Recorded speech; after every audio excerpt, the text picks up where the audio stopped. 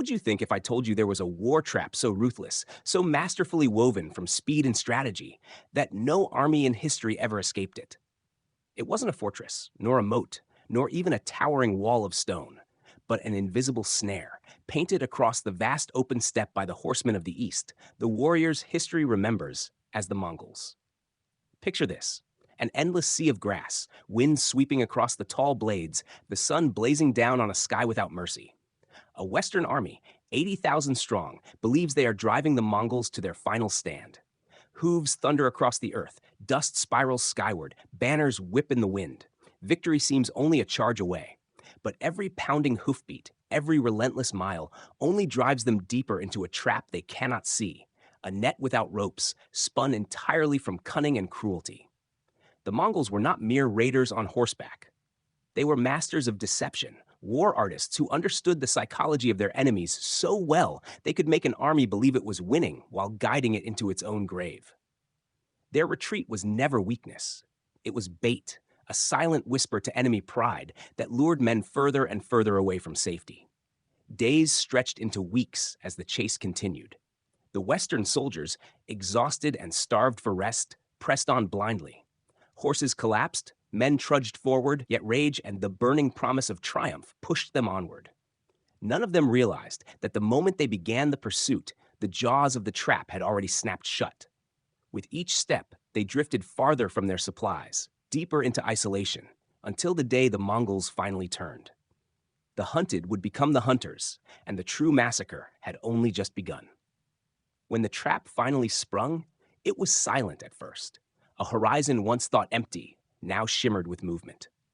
From the ridges and gullies the Western army had blindly passed, dark shapes emerged, waves of mounted archers, swift and precise, surrounding them like a tightening noose. What had once seemed like scattered Mongol raiders fleeing in panic was suddenly revealed as a carefully orchestrated maneuver, a dance of death planned from the very beginning. The Mongols struck without hesitation. From a distance, their arrows rained down like a storm of iron, each shot loosed with the calm precision of hunters culling prey. The Western knights, armored and proud, tried to charge, but the Mongol horses were faster, lighter, able to wheel and vanish before a sword could even swing. Every attempt to break free only drove the trapped army deeper into chaos. Water was scarce, supplies had long run dry. Men fought not just the Mongols, but their own exhaustion. The once mighty force that believed itself invincible now looked like wandering ghosts, their banners drooping, their formations shattered. And still, the Mongols pressed on, not with brute force, but with relentless grinding pressure, choking the life out of their prey one skirmish at a time. Then came the final deception. A feigned opening appeared, a gap in the encirclement that promised escape. The desperate army seized it, surging toward freedom. But as they funneled into the narrow valley ahead, the trap snapped tighter than ever. Hidden cavalry burst forth from the flanks, cutting off retreat. The path forward was blocked by yet another ambush. The army realized too late they were not escaping. They were being herded into their own doom. No mercy was given. The battlefield became a slaughterhouse, the steppe echoing with screams and the whistle of arrows slicing through the air. The Mongols, having lured their prey for weeks, now delivered the killing blow with cold efficiency. Those who survived the first wave were hunted down like wild game, their leaders captured or executed. What began as a confident march to victory ended in a nightmare no man could have foreseen. Yet for the Mongols, this was not luck. It was art, a calculated masterpiece of war where time, terrain, and terror itself were weapons as sharp as any blade. Night fell over the battlefield, but even in darkness, the terror did not fade. Fires burned in the distance, the smell of blood and smoke clinging to the air like a curse. Scattered groups of survivors huddled together, whispering prayers, their faces pale with disbelief. Only days earlier, they had marched with banners high, convinced of an easy victory. Now, they were shadows of soldiers, broken and hunted. The Mongols did not rest. Like wolves circling weakened prey, they moved in silence, their riders gliding across the steppe as if born from the night itself. Every time the survivors tried to regroup, they were struck again, swift, precise, and merciless. There were no front lines to hold, no stronghold to retreat to. The vast open land, which once promised freedom of movement, had become a prison with no walls, only death waiting in every direction. Captured leaders were dragged before Mongol commanders. Some were executed swiftly. Others were bound and humiliated, displayed as trophies to crush the morale of those still fighting. It was not enough for the Mongols to win a battle. They sought to break the spirit of their enemies entirely. One account tells of how entire units surrendered, believing they might be spared. But surrender was yet another trap. The Mongols would take their prisoners, promising safety, only to massacre them when the moment was right. Fear spread faster than any Mongol horse. Soldiers abandoned weapons, fled into the wilderness, only to be hunted down in small, hopeless skirmishes. The genius of this trap lay not in overwhelming numbers, but in manipulation. Every step of the campaign had been designed to control the enemy's mind, pulling them farther from their supplies, making them believe they were the hunters, feeding their pride until it consumed them. By the time the Western army realized the truth, they were already dead men walking. And yet, this was only one battle, one display of Mongol strategy. For across the world, many armies, stronger, larger, and better equipped, would meet the same fate. Against this deadly trap, escape was not a matter of courage or skill. It was impossible. In the days that followed, the remnants of the defeated army wandered the steppe like lost souls. Some tried to retreat toward familiar lands, but even retreat had been anticipated. The Mongols had mapped every route, positioned scouts like phantoms in the grass, ensuring that no survivor would return home to tell of what had truly happened. For the Mongols, war was never simply about brute force. It was theater, a carefully staged play in which every act served a purpose. The retreat that had lured the enemy in was only Act 1. The feigned openings, the relentless harassment, the starvation tactics, these were the later acts, each one stripping away hope piece by piece until only despair remained. One of the most chilling aspects of this trap was its silence. Unlike the chaotic clashes of traditional battles, the Mongols often killed without sound. Their arrows found their marks before enemies even knew they were surrounded. Small detachments would strike at night, vanishing before dawn, leaving only corpses and shattered morale behind. The enemy never knew where the next strike would come from. They only knew that death was always watching. When the final day of slaughter came, there were no grand duels, no heroic last stands. Instead, the Mongols closed the noose slowly, compressing their enemies into tighter and tighter pockets. The ground turned black with blood, the cries of panic swallowed by the wind. It was less a battle than an extermination, a cleansing fire sweeping across the grasslands, leaving nothing alive in its wake. What made this strategy truly inescapable was its adaptability. Even if an enemy commander recognized the trap, it was already too late. The Mongols could shift their movements, draw them deeper still, or cut off retreat before anyone had time to think. Facing them was like stepping into quicksand. The more one struggled, the faster one sank. As the sun set on what remained of the once great Western force, the Mongol banners stood unbroken, their riders calm and unscarred. They had not just defeated an army, they had erased it from existence. This was the fate of any who believed they could outthink the steppe warlords. Long after the screams had faded and the battlefield lay silent, the Mongols began the final, most haunting phase of their campaign, turning victory into legend. They allowed a few carefully chosen survivors to escape. These were not spared out of mercy, but by design. Broken, trembling men stumbled back to their homelands with tales of terror, spreading fear faster than any army could march. This psychological warfare was as sharp as their arrows. Before the Mongols even appeared on a new frontier, dread preceded them like a shadow. For those who studied their tactics later, one chilling realization emerged. The trap was not merely a single event, but a philosophy of war. The Mongols mastered mobility, understanding that speed was a weapon more devastating than walls or swords. They never fought where the enemy wanted. Instead, they forced enemies to fight where survival itself became impossible. What made their art even deadlier was discipline. Mongol riders could march for days without fire or food, surviving on blood drawn from their own horses, moving silently and swiftly across terrain others could barely navigate. This allowed them to vanish into the horizon, only to reappear where least expected. Armies accustomed to slow, lumbering formations were powerless against this fluid, formless style of war. Even after annihilating tens of thousands, the Mongols never grew complacent. They studied each defeated foe, adapting, refining their traps, ensuring that no future enemy could learn and counter them. The concept of honor in open battle meant nothing to them. Victory, not chivalry, was sacred. To face the Mongols was not to face an army, but to be ensnared in a living storm, where every escape was an illusion. The genius of their strategy lay in understanding human nature. Pride, fear, desperation. These were weapons they wielded as effectively as any bow or blade. When a commander thought he had cornered a fleeing Mongol unit, he was already lost. When an army thought it had found an opening to safety, it had already walked into a tighter kill zone. This was not war as the world had known it. It was something colder, more precise. A game where the Mongols wrote the rules and always knew the ending.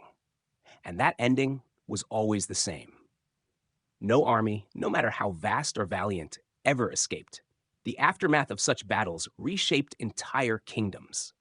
News of the Mongol trap spread like wildfire, carried by the whispers of merchants, the broken voices of refugees, and the frightened proclamations of rulers who suddenly realized their armies could vanish overnight. Borders that had once seemed strong and immovable became fragile lines drawn on sand. Kings who boasted of their mighty legions now sought alliances or tribute, knowing that resistance only led to annihilation. Yet, behind the fear, there was a strange respect. Scholars and generals alike began to study the Mongols, not as mere barbarians, but as unparalleled strategists. They discovered that the deadliest trap was not only a matter of speed or numbers, but of patience. The Mongols understood that war was not won in a single clash of swords. It was a slow tightening of the web, letting pride, hunger, and desperation destroy the enemy long before the final arrow was loosed. One captured soldier described the experience as fighting against ghosts. No matter how hard his comrades chased, they never truly saw the Mongols until it was too late. Arrows struck from invisible directions, ambushes sprung from empty plains, and even the wind seemed to whisper doom. When they believed they had cornered their prey, they realized they were standing on ground chosen precisely for their own demise. This philosophy of war extended beyond any one battle. Whether in the deserts of Central Asia, the frozen rivers of Russia, or the walled cities of China, the Mongols adapted the same principles: lure, exhaust, surround, and destroy. Unlike traditional armies that clung to formations and rigid tactics, the Mongols moved like water, shaping themselves to every battlefield, making escape not just unlikely, but impossible.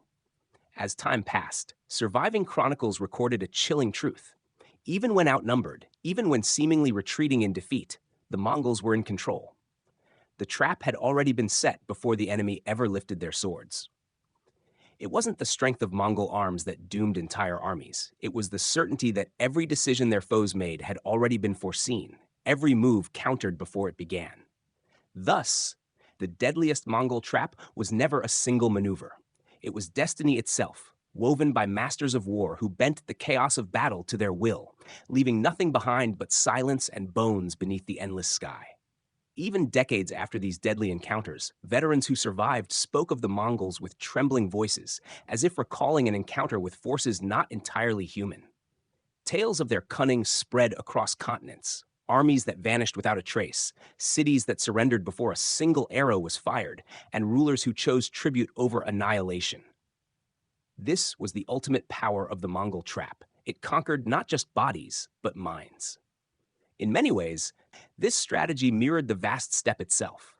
To outsiders, the open grasslands appeared featureless, endless, and free. Yet to the Mongols, every hill, every river bend, every gust of wind was a weapon waiting to be used. When foreign armies marched into these lands, they unknowingly stepped onto a living chessboard where the Mongols were always 3 moves ahead. An observer from the West once wrote that fighting the Mongols was like trying to grasp the wind. Their feigned retreats were not simple flights of fear, but calculated lures. Even when an enemy believed they had landed a crushing blow, they soon discovered they had only struck at shadows. The real force waited unseen, encircling them, ready to seal their doom. This mastery of psychological warfare was perhaps their most terrifying weapon. As panic spread among soldiers, discipline crumbled. Units broke formation, Commanders made rash decisions, and desperation set in. The Mongols never had to slaughter every man to win. They let terror do much of the killing long before swords clashed. But there was another layer to this trap, one rarely spoken of. It was not just about deception and fear. It was about relentless unity. Every Mongol rider, from the youngest scout to the most seasoned general, knew their role in the great design. Orders were obeyed with precision, communication flowed like a lifeline across miles of battlefield, and loyalty to their Khan bound them tighter than any chain. Against such coordination, fragmented armies of the West stood no chance. So complete was their dominance that even the thought of resisting them became unthinkable.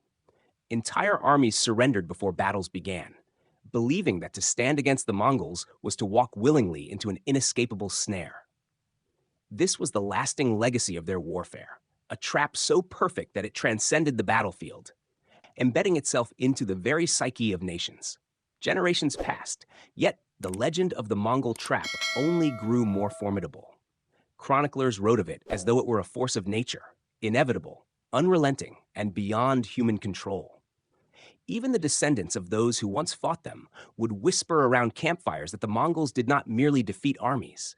They erased the very idea of victory from their enemies' minds.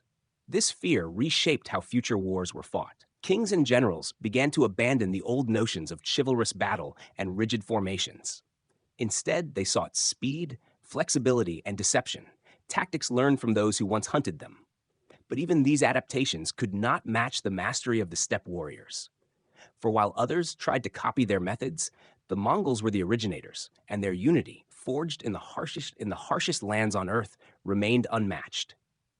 Consider this: an army might march with banners high, convinced of its strength, yet the moment it set foot on the open steppe, its fate was already sealed. Scouts miles ahead would have spotted them. Plans would be in motion long before the first clash of steel. Supply lines would stretch thin, morale would falter, and soon pride would lead them deeper into unfamiliar territory, where escape routes vanished like mirages. By the time they realized the truth, the Mongols were already closing in from all sides. This wasn't just clever strategy, it was a profound understanding of time and patience in war. The Mongols did not seek quick victories. They sculpted battles as if crafting a deadly masterpiece, letting their prey exhaust every ounce of strength before striking with precision. Armies expecting a single climactic clash instead found themselves in a slow, suffocating nightmare where every day bled more hope from their ranks.